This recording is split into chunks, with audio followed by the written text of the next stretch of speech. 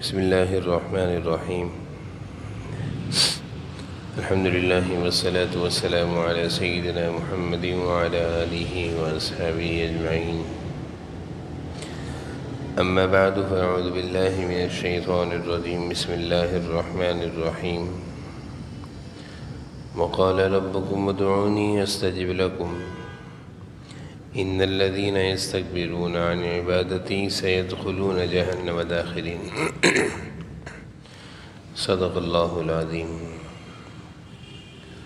اللہم صلی علی سیدنا و مولانا محمد وعلی آل سیدنا و مولانا محمد وبارک وسلم۔ قرآن کریم کی اس آیت میں اللہ تعالیٰ اپنے بندوں سے فرما رہے ہیں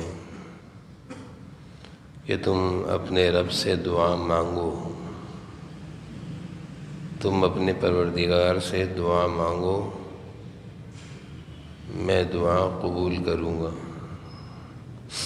جو لوگ تکبر کرتے ہیں، مجھ سے دعا مانگنے سے وہ تکبر کرتے ہیں، بہت قریب دوزخ میں ذلیل ہو کر جائیں گے۔ اس آیت کے مضمون سے بات سمجھ میں آ رہی ہے کہ اللہ تعالیٰ دعا مانگنے کی ترغیب دے رہے ہیں، دعا مانگنے کا حکم دے رہے ہیں، اپنے سے مانگنے کا اللہ تعالیٰ حکم دے رہے ہیں۔ دعا سے مقصود یہ ہے کہ اپنے مولا کے سامنے عاجزی تواضع اختیار کی جائے اور اپنی حاجت اور ضرورت کو اللہ کے سامنے رکھا جائے۔ دعا سے مقصود کیا ہے کہ اپنی عاجزی، کمزوری، ضعف، بے بسی اللہ کے سامنے رکھی جائے، دکھائی جائے،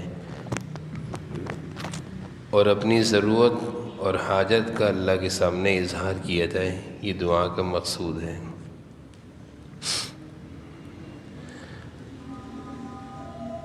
انسان کسی بڑے کے سامنے جاتا ہے تو اپنی کوئی ضرورت اور اپنی کوئی حاجت لے کر جاتا ہے، تو اپنی ضرورت اور حاجت جب اپنے بڑے کے سامنے ظاہر کرتا ہے تو اس موقع پر وہ عاجزی تواضع اختیار کرتا ہے، اور عاجزی تواضع کے ساتھ ساتھ پوری توجہ اور دھیان سے اپنی بات اپنے بڑے کے سامنے رکھتا ہے۔ اپنی ضرورت، اپنی بات، اپنی حاجت اپنے والد کے سامنے ہی کیوں نہ رکھنی ہو، یا اپنے کسی بڑے کے سامنے کیوں نہ رکھنی ہو، اس کے لیے ضروری ہوتا ہے کہ سب سے پہلے تو عاجزی دکھاؤ، کمزوری دکھاؤ، تواضع دکھاؤ، اور پوری توجہ اور دھیان کے ساتھ اپنی ضرورت کو رکھو۔ کوئی اپنے بڑے کے سامنے کھڑے ہو کر سینہ تان کر اکڑ کر یہ کہے کہ لاؤ پیسے دو، پیسے نکالو، مجھے اس چیز کی ضرورت ہے، لاؤ دو، کیوں نہیں دیتے، تو یہ انداز مانگنے والوں کا نہیں ہوتا۔ اور جس سے مانگا جائے وہ کتنا ہی بڑا دولت مند ہو، وہ کبھی بھی دینے پر راضی نہیں ہوگا، بلکہ وہ ناراض ہوگا کہ یہ کون سا انداز ہے مانگنے کا۔ اسی طرح کوئی کسی سے کے سامنے اپنی ضرورت کا اظہار کرتا ہے تو پوری توجہ سے، دھیان سے کرتا ہے، نظریں بھی جھکی بھی ہوتی ہیں، چہرہ بھی اس کی طرف ہوتا ہے، سینہ بھی اس کی طرف ہوتا ہے۔ ایسا نہیں ہوتا کہ کسی سے اپنی ضرورت کا اظہار کر رہا ہو اور ادھر ادھر دیکھ رہا ہو، کسی کے سامنے اپنی ضرورت کا اظہار کر رہا ہو اور ادھر ادھر دیکھ رہا ہو، یا پیٹھ پھیر کے کھڑا ہو، منہ کے بجائے پیٹ کر کے کھڑا ہو، منہ اس طرف ہو، وہ اس طرف ہو، تو جس کے سامنے اپنی ضرورت کا اظہار کر رہا ہوگا وہ بولے گا یہ کون سا طریقہ ہے مانگنے کا۔ تو دنیا میں ہم نے دیکھا کہ جب کوئی کسی سے کوئی چیز مانگتا ہے، کسی بھی طرح کی ضرورت ہو، تو پوری عاجزی، توجہ، دھیان کے ساتھ اور پوری اپنی بے بسی کا اظہار کرتا ہے۔ اور یہ بات بھی واضح ہے کہ جب دنیا میں کسی سے مانگا جائے تو ملنا یقینی نہیں ہے، ملنے یقینی نہیں ہے۔ ہو سکتا ہے وہ منع کر دے، ہو سکتا ہے اس کے پاس نہ ہو سکتا ہے وہ خود ضرورت مند ہو سکتا ہے اس کے دل میں ہماری طرف سے کوئی ناراضگی ہو۔ تو دنیا میں چاہے کوئی آدمی بھی ہو جس سے ہم اپنی ضرورت کا اظہار کرتے ہیں، سارے آداب کی رعایت رکھتے ہوئے پوری توجہ اور دھیان اور عاجزی کے ساتھ ہم کسی کے سامنے اپنی ضرورت کا اظہار کریں، ممکن ہے کہ پوری کر دیں اور ممکن ہے نہ دیں، چاہے کتنے بڑے دولت مند ہو۔ لیکن جب اللہ رب العالمین کے سامنے انسان اپنی عاجزی، بے بسی کا اظہار کرتا ہے، اپنی ضرورت کو ظاہر کرتا ہے، پورے آداب کی رعایت رکھتے ہوئے اللہ کے سامنے کچھ درخواست رکھتا ہے، تو یہ ممکن نہیں ہے کہ اللہ تعالیٰ قبول نہ فرمائیں۔ وہ کریم ہے، وہ رحیم ہے، وہ خود فرماتے ہیں مجھ سے مانگو میں دوں گا، وہ ضرور دیتے ہیں۔ بس شرط یہ ہے کہ مانگنے میں کوئی غلط چیز نہ مانگ رہا ہو، کوئی غلط چیز کی دعا نہ کر رہا ہو۔ حدیث شریف میں آتا ہے کہ مومن اللہ تعالیٰ سے جب کوئی دعا کرتا ہے تو اس کی دعا کسی نہ کسی طرح اللہ تعالیٰ قبول فرما دیتے ہیں، یا تو جو مانگا وہ مل گیا۔ میں اس پر عرض کر رہا ہوں کہ دنیا میں جب کسی سے کوئی چیز مانگی جائے، چاہے کتنا ہی بڑا دولت مند ہو، ممکن ہے کہ وہ دے دے اور ممکن ہے کہ نہ دے، منع بھی کر دیتے ہیں۔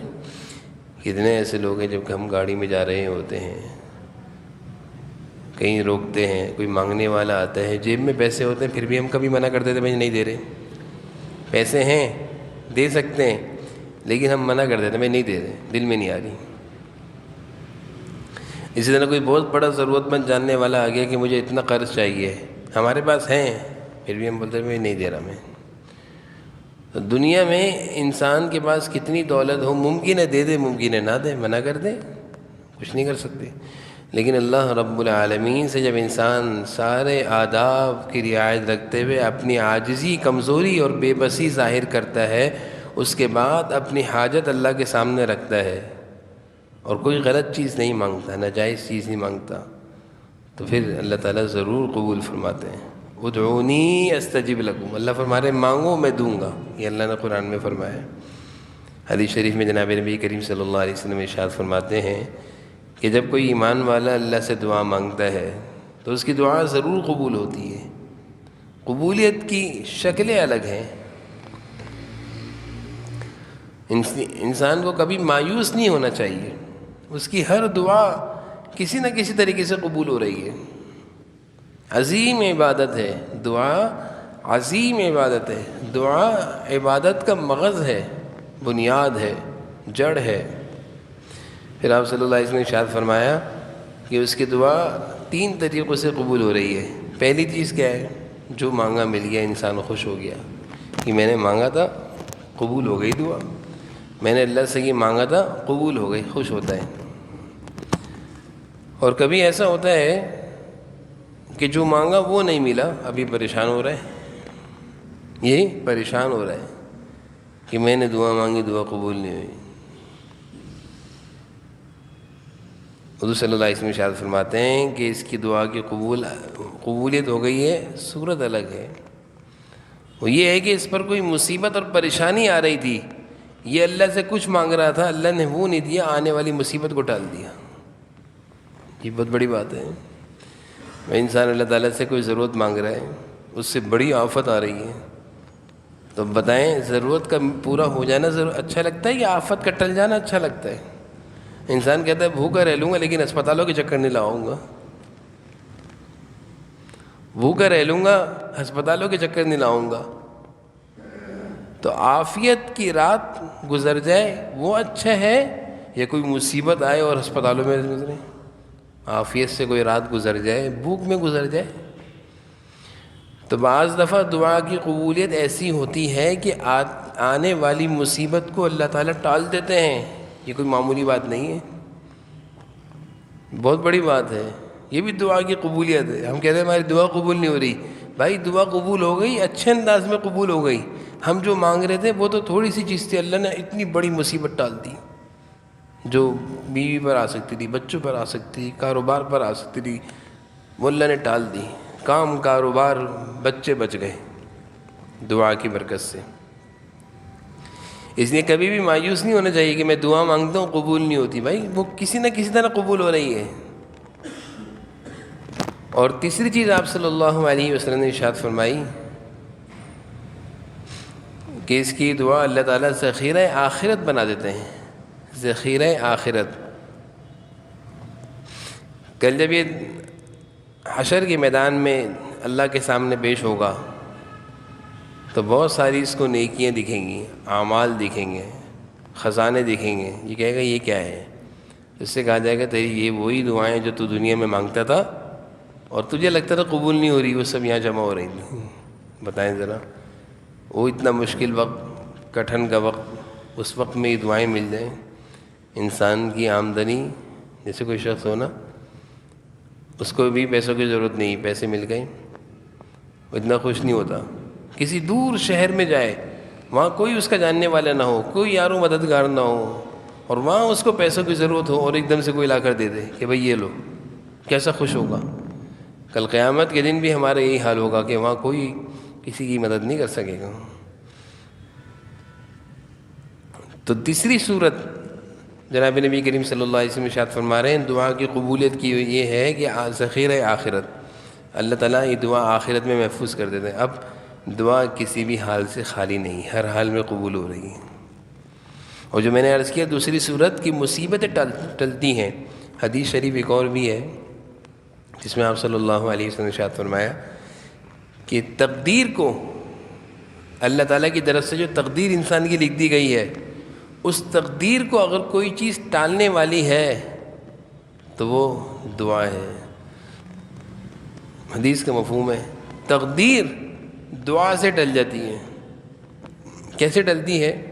ایک انسان کا معمول ہے دعا مانگتا رہتا ہے اللہ تعالیٰ سے، نمازوں سے پہلے، نمازوں کے بعد، راتوں کو آنکھ کھلتی ہے تہجد میں بیٹھ کے دعائیں مانگ رہے ہیں۔ اس کا معمول ہے اللہ سے باتیں کرتا رہتا ہے، اور باتیں کرنے کے لیے ہاتھ اٹھانا ضروری نہیں ہے، ایسے بھی ہم اللہ تعالیٰ سے باتیں کر سکتے ہیں۔ حضرت ڈاکٹر عبداللہ عارفی رحمۃ اللہ علیہ فرماتے ہیں اللہ سے باتیں کرنا سیکھو۔ باتیں کرنا مراد یہ ہے کہ دعائیں اور ہر دعا کے باتوں کے لیے ہاتھ اٹھانا ضروری نہیں ہے۔ راستے میں جا رہے ہیں، گاڑی چلا رہے ہیں، گاڑی میں کوئی نہیں بیٹھا، اللہ سے باتیں کریں، اللہ میں جا رہا ہوں، روزی کمانے جا رہا ہوں، میں تو اپنے حساب سے نکلا ہوں، آپ میری حفاظت فرمائیے گا، میری مدد فرمائیے گا، یہ باتیں ہو رہی ہیں۔ اور ہاتھ اٹھانا ضروری نہیں ہے۔ اب گاڑی چلانا چھوڑا، ہاتھ اٹھانے بیٹھ گئے تو گاڑی کیسے چلے گی؟ تو زبانی دعائیں، تو میں یہ عرض کر رہا ہوں کہ حدیث میں آتا ہے کہ اگر تقدیر کو روکنے والی کوئی چیز ہے وہ دعا ہے۔ کس طرح رکے گی تقدیر؟ تقدیر میں لکھا ہوا تھا اس پر یہ مصیبت آئے گی، اللہ کی طرف سے لکھا ہوا ہے، وہ مصیبت اس پر آ رہی تھی، آنے کا وقت تھا، اس کا معمول تھا دعائیں مانگتا رہتا تھا، تو وہ مصیبت آ رہی ہے، ادھر سے دعائیں جا رہی ہیں، ٹکراؤ ہو جائے گا۔ مصیبت آ رہی ہے، ادھر سے دعا جا رہی ہے، ٹکراؤ ہو جائے گا، دعا اس تقدیر کو واپس موڑ دے گی، اس مصیبت کو دعا واپس موڑ دے گی۔ اللہ تعالیٰ بندے کی اس ادا پر خوش ہوں گے کہ میرا بندہ تو ہر وقت مجھ سے مانگتا رہتا ہے، میں اس کو مصیبتیں کیوں دوں؟ تو دعا کسی بھی حال میں نفع سے خالی نہیں ہے، اللہ سے مانگنا کسی بھی حال میں نفع سے خالی نہیں ہے۔ اگر اس کی حقیقت معلوم چل جائے تو انسان ہر وقت اللہ سے مانگتا ہی رہے۔ عظیم عبادت، اچھا یہ ساری عبادتوں کے لیے کوئی نہ کوئی شرائط ہے۔ حج کی عبادت کے لیے بھی وضو شرط ہے، پاک ہونا شرط ہے، نماز کے لیے قبلہ رخ ہونا بھی شرط ہے، نماز کے لیے قبلہ رخ ہونا شرط ہے۔ روزے کے لیے بھوکا ہونا شرط ہے. دعا ایک ایسی عبادت ہے اس کے لیے نہ بھوکا ہونا شرط ہے، نہ قبلہ رخ ہونا شرط ہے، نہ وضو ہونا شرط ہے. اتنی آسان عبادت اور اتنی عظیم عبادت، اتنی عظیم عبادت کے لیے آسانیاں کتنی ہیں. اللہ کہہ رہے ہیں جس حال میں بھی مانگو میں قبول کروں گا. مثال ہے، رات کو آنکھ کھل گئی، رات کو آنکھ کھل گئی، وضو کرنے کی ہمت نہیں ہو رہی تو نہ کریں وضو. وضو کرنے کی ہمت نہیں ہو رہی نہ کریں وضو، بیٹھ جائیں 1 منٹ کے لیے. بیٹھنے کی ہمت نہیں ہو رہی لیٹے رہیں، لیٹے لیٹے مانگنا شروع کر دیں. اتنی آسان اور اتنی عظیم، جتنی بڑی عبادت اتنی آسانی. یعنی رات کو انسان اٹھا اور اس کا دل چاہ رہا ہے تہجد پڑھنے کا، سردی کی راتیں، ہمت نہیں ہو رہی تو سو جائے گا. ایسے ہی ہوتا ہے، آنکھ تو کھل جاتی ہے، لمبی لمبی راتیں ہیں لیکن بستر نہیں چھوڑا جاتا. سردی کی وجہ سے کون اٹھے گا ٹھنڈے پانی سے، وضو کون کرے گا، سردی لگے گی. تو بعض دفعہ انسان سستی میں کہتا ہے چھوڑو، تہجد ہے، فرض نہیں ہے، پڑھنی چاہیے. لیکن دعا ایک ایسی عبادت ہے اور اتنی آسانی اللہ نے فرما دی کہ نہیں اٹھا جا رہا، بستر سے نہیں نکلا جا رہا، وضو نہیں کیا جا رہا، مصلی پر نہیں بیٹھا جا رہا. نہ بیٹھو، نہ وضو کرو، نہ اٹھو، نہ بستر چھوڑو، بس بستر پہ لیٹے لیٹے اللہ اللہ کر لو، اللہ سے مانگ لو. حضرت سعد رضی اللہ عنہ حضور صلی اللہ علیہ وسلم کے صحابی ہیں، جن کو دیکھ کر حضور صلی اللہ علیہ وسلم نے 3 دن تک برابر یہ پیشن گوئی فرمائی تھی کہ اگر کسی کو جنتی دیکھنا ہے تو اس کو دیکھ لو. میں نے پہلے بھی یہ حدیث سنائی ہے. حضرت سعد رضی اللہ عنہ سے متعلق آپ صلی اللہ علیہ وسلم نے 3 دن دیکھ کر فرمایا، آ رہے تھے دور سے دیکھ کر فرمایا کہ اگر کسی نے جنتی کو دیکھنا ہے اس کو دیکھ لو. تو حضرت عبداللہ بن عمر بن عاص، ان کے دل میں خواہش پیدا ہوئی کہ سعد کون سے ایسا عمل کرتے ہیں جس پر ان کو جنت کی بشارت ہے. تو 3 دن 3 رات حضرت عبداللہ بن عمر حضرت سعد کے ساتھ رہے کہ دیکھوں گا کہ کون سا عمل کرتے ہیں.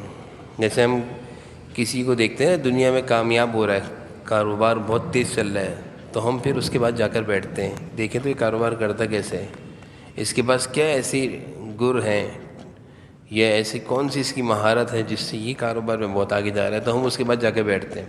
اپنے بچوں کو بٹھاتے ہیں اس کے ساتھ بیٹھا کرو. ہم دنیا کے لیے فکریں کرتے ہیں، صحابہ تو آخرت کے لیے فکر کرتے تھے. عبداللہ بن عمر کو فکر لگ گئی کہ بھئی ایسا کون سا عمل ہے کہ حضور صلی اللہ علیہ وسلم دنیا میں 3 دن برابر جنت کی بشارت دے رہے ہیں. تو 3 دن راتیں ان کے ساتھ رہے دیکھنے کے لیے، صرف یہ دیکھنے کے لیے کون سا عمل کرتے ہیں میں بھی کروں گا. تو 3 دن میں انہوں نے جو چیز دیکھی، کہتے ہیں ہم نے کوئی ان میں خاص عمل تو نہیں دیکھا. عبداللہ بن عمر کہنے لگے کہ ان میں کوئی خاص عمل تو نہیں دیکھا تھا. ساتھ میں رات کو یہ سوتے تھے، میں اٹھ کے دیکھتا تھا کہ رات کو اٹھیں گے کوئی خاص طریقے سے تہجد پڑھیں گے، کوئی خاص رونا دھونا کریں گے اللہ کے سامنے، کچھ بھی نہیں. ہماری طرح کی راتیں گزار رہے ہیں، تہجد پڑھی، دعا کری، سو گئے. یعنی ایک چیز میں نے دیکھی، کروٹ بدلتے ہوئے آنکھ کھلتی تھی، اس وقت اللہ سے مانگتے تھے. کروٹ بدلتے ہوئے، رات کو سوتے ہوئے انسان کروٹیں بدلتا ہے. تو عبداللہ بن عمر بن عاص جب کروٹ بدلتے تھے تو ان کی آنکھ کھلتی تھی.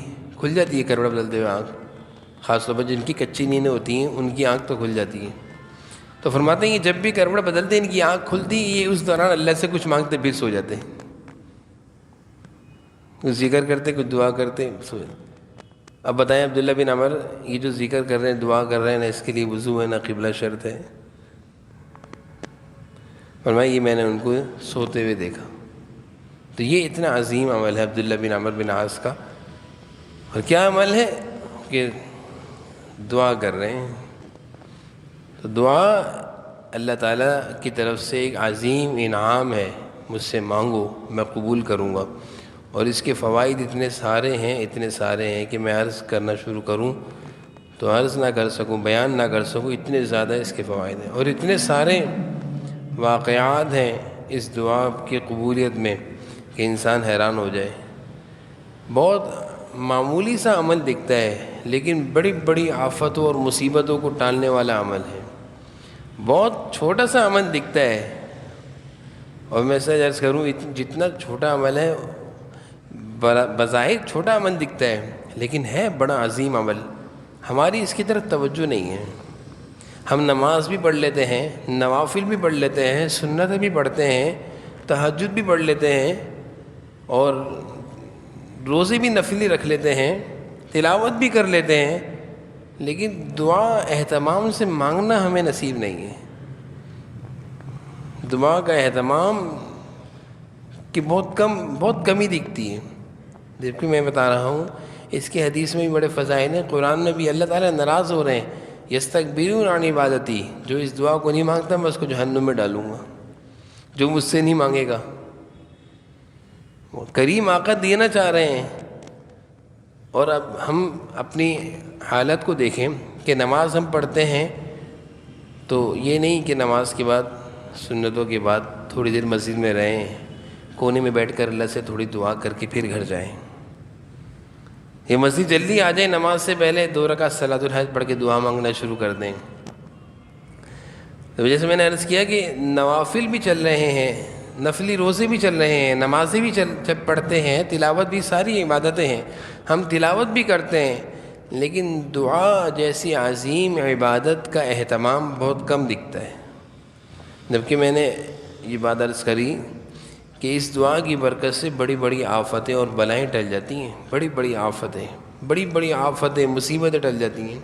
انسان کو کیا پتہ، ہمیں تو کچھ نہیں پتہ کیا آ رہا ہے. ہمیں تو نہیں پتہ کہ اگلے لمحے کیا تقدیر میں لکھا ہوا ہے. ہمیں تو نہیں پتہ اگلے لمحے ہمارے ساتھ کیا ہونے والا ہے. ہمیں تو کچھ نہیں معلوم، اللہ کو معلوم ہے. لیکن اس دعا کی عظیم عبادت کی برکت سے اگلے لمحے جو بھی ہونے والا ہے اس دعا کی برکت سے اچھا ہوگا، برا نہیں ہوگا. اگلے لمحے، اگلی گھڑیاں ہمیں نہیں پتہ کیسی ہیں ہمارے حق میں، اچھی ہیں بری ہیں، خوشگوار ہیں یا غم خوار ہیں، ہمیں نہیں پتہ. دکھ والی گھڑیاں ہیں، سکھ والی گھڑیاں ہیں، آرام کی گھڑیاں ہیں، بے چینی کی گھڑیاں ہیں. اگلے لمحے ہمیں نہیں معلوم، اللہ کو معلوم ہے کیا ہوگا، کل کیسی گزرے گی، آج کی رات کیسی گزرے گی، اللہ کو معلوم ہے. لیکن اس دعا کی عظیم عبادت کا اہتمام کرنے کی برکت سے اگلی ساری گھڑیاں اچھی گزریں گی، چین سے گزریں گی، سکھ سے گزریں گی، راحت سے گزریں گی، سلامتی سے گزریں گی، عافیت سے گزریں گی اس دعا کی عظیم عبادت کے اہتمام کی برکت سے.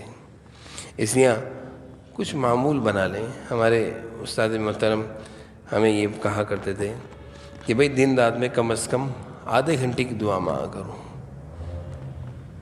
اس طرح بھی ہو سکتا ہے کہ ایک ساتھ آدھے گھنٹے کی دعا مانگ لو، اور اس طرح بھی ہو سکتا ہے کہ نمازوں کے بعد 5 منٹ کی دعا، اور رات کو تہجد میں 5 منٹ کی دعا. تو مجموعی آدھے گھنٹے کی دعا 24 گھنٹے میں ہونی چاہیے. یعنی 24 گھنٹے میں اس عبادت کا کچھ نہ کچھ حصے ہونا چاہیے. آدھا گھنٹہ ہو، 1 گھنٹہ ہو تو بہت بڑی بات ہے، 2 گھنٹے ہو تو بہت بڑی بات ہے. جیسے نماز کے لیے ہم 24 گھنٹے میں اگر حساب لگائیں تو ہر نماز کے اگر ہم 10 منٹ لگائیں تو 5 نمازیں ہیں، 50 منٹ نکال لیں ہم نماز کے لیے. 10 منٹ میں کم سے کم کہہ رہا ہوں سنت اور فرض کو لگا کے. تو الحمدللہ نماز کے لیے ہم دن رات کی نمازیں جو ہے فجر، ظہر، عصر، ان کے ہم کم از کم 50 منٹ نکالتے ہیں. الحمدللہ اللہ کا فضل ہے. اس میں بھی کوتاہی ہو جاتی ہے، چھوٹ جاتی ہے کبھی کبھی. اسی طرح رمضان کے روزوں کے لیے ہم وقت نکالتے ہیں. اسی طرح سعادت مند لوگ جن کو قرآن کریم کی تلاوت کا ذوق اللہ نے دیا ہے، بڑی بات ہے، جو قرآن کریم کو سینے سے لگا کے رکھتے ہیں، وہ بھی قرآن کے لیے آدھا گھنٹہ نکالتے ہیں. اسی طرح دعا کے لیے ہمیں کچھ وقت نکالنا ہے، کچھ وقت مخصوص کریں کہ میں نے عصر کے بعد 10 منٹ کی دعا مانگنی ہے، تہجد میں 10 منٹ کی دعا مانگنی ہے، یہ نماز سے آگے پیچھے 5 منٹ کی دعا مانگنی ہے، یا کوئی بھی وقت متعین کریں. اور کم از کم کچھ باتیں تو کریں اللہ سے. ایک تو ہوتا ہے نا یوں کیا یوں کر کے چلے گئے، اس میں تو خطرہ ہے بے ادبی کا.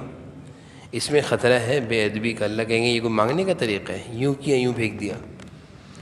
دنیا میں کسی بڑے سے مانگتے ہیں کتنے تمیز سے ادب سے مانگتے ہیں، ہوتا ہے وہ کچھ دیں ہم پھینک دیں، کچھ بھی دے گا ہم لیں گے. اللہ تعالیٰ سے مانگنے کے آداب ہیں، وہ اگلے انشاءاللہ ہفتے کو عرض کروں گا. لیں اور سر آنکھوں پہ لیں تو اللہ تعالیٰ خوش ہوں گے. اس لیے اس کے لیے کچھ وقت نکالیں، بڑا فائدہ ہوگا. پھر ایک بات سب سے بڑا عظیم فائدہ یہ ہوگا کہ جس کو اللہ سے مانگنا آ گیا وہ بندوں سے نہیں مانگے گا. اللہ اس کو، جو اللہ سے مانگے گا اللہ اس کو بندوں کے آگے ہاتھ پھیلانے سے بچائیں گے. جو اللہ کے آگے روئے گا اللہ تعالیٰ اس کو لوگوں کے آگے رونے سے بچائیں گے. آج تو دنیا رو رہی ہے نا دوسروں کے سامنے کہ میرے ساتھ کام نہیں ہے، کاروبار نہیں، کام نہیں ہے، کاروبار نہیں، مہنگائی ہے. آج دنیا کے سامنے رو رہی ہے. انسان کے سامنے رو رہا ہے. کیوں رو رہا ہے؟ اللہ کے سامنے رونا چھوڑ دیا. تو ہمارے استاد محترم فرماتے ہیں کہ جو راتوں کو اٹھ کر اللہ کے سامنے روئے گا، دن میں اللہ تعالیٰ اس کو لوگوں کے سامنے رسوائی کے رونے سے بچائیں گے، بے عزتی کے رونے سے بچائیں گے، ذلت کے رونے سے بچائیں گے. کسی کے سامنے اپنی ضرورت کی پریشانی کا اظہار کرنا بے عزتی ہے نا، رسوائی ہوتی ہے. کہ اچھا لگتا ہے کوئی کسی سے ہم یہ کہیں، شرم آتی ہے، میرے کہ مجبور ہوتا ہے انسان کہتا ہے. اللہ کے سامنے کسی بھی طرح اپنی ضرورت اور حاجت کا اظہار کرتے رہے اللہ تعالیٰ خوش ہوں گے. عزت بھی اللہ سے مانگنے میں عزت ہے، مخلوق سے مانگنے میں بے عزتی ہے. تو میں عرض کر رہا تھا جو اللہ سے مانگے گا سب سے بڑا فائدہ یہ بھی ہے کہ مخلوق کے آگے ہاتھ پھیلانے سے اللہ اس کو بچا لیں گے. اللہ اس کو کسی کے سامنے رسوا نہیں کریں گے. اللہ اس پر کبھی ایسا فقر اور محتاجگی نہیں رہیں گے کہ یہ کسی سے مانگ رہا ہوگا. اور جو اللہ کے سامنے راتوں کو اٹھ کر روئے گا اللہ تعالیٰ اس کو دنیا میں لوگوں کے آگے دن میں رونے سے بچائیں گے. لوگوں کے آگے رونے سے کی رسوائی، لوگوں کے آگے رونے کی رسوائی سے اللہ بچائیں گے. اللہ تعالیٰ ہم سب کو اس عظیم عبادت کے اہتمام کی توفیق نصیب فرما دے. اللہ تعالیٰ جو کچھ کہا سنا اس پر عمل کی توفیق نصیب فرما دے. اس پر قدم ذکر کرتے ہیں اللہ تعالیٰ کا.